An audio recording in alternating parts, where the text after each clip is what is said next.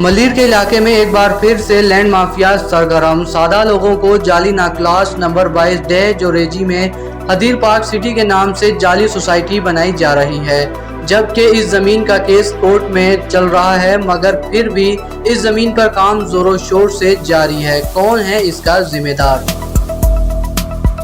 Notice में वाज़ेह लिखा हुआ है कि इस जाली सोसाइटी का ना तो लेआउट प्लान से नक्शा पास है और ना ही सिन बिल्डिंग से, और लोगों को सोसाइटीज़ के नाम पर लूटे जाने लगा। कुछ दिन पहले ही तरकीब न्यूज़ ने इसकी निशानदेही की थी, जो हदीर पार्क सिटी के नाम से जाली सोसाइटी बनाई जा रही थी, जिसकी निशानदेही तरकीब न्यूज़ ने की। इस निशानदेही के बाद इन लैंड माफिया के लोगों को नोटिस जारी किए गए, मगर ये लैंड माफियाओं ने गवर्नमेंट की रेड को भी चैलेंज कर दिया।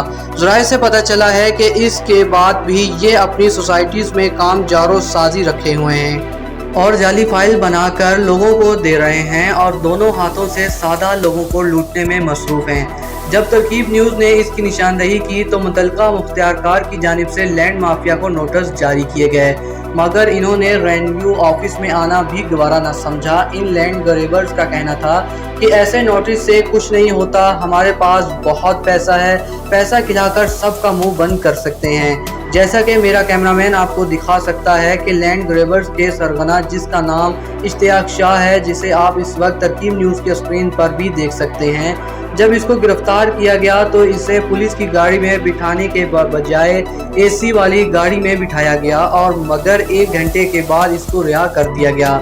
इश्तियाक शाह जब थाने से बाहर आया तो उसका कहना था कि रेवेन्यू हो या एंटी एनक्रोचमेंट, उनके अमले को भी पैसों की ज़रूरत होती है और कोई भी मेरा काम नहीं रुकवा सकता। दूसरी जानिब इतने नोटिस के बावजूद, इतनी कार्रवाइयों के बावजूद भी कल हदीर पार्क सिटी में इफ्तार पार्टी का एहतमाम किया गया और गवर्नमेंट के रेट को चैलेंज किया गया। अगर यही हाल रहा और हमारे इदारे सोते रहें तो सादा लोग लूटते रहेंगे और अपनी जमा पूंजी से महरूम होते रहेंगे। कैमरामैन शाहनवाज के साथ फैसल मेमन, तरकीब न्यूज़, कराची।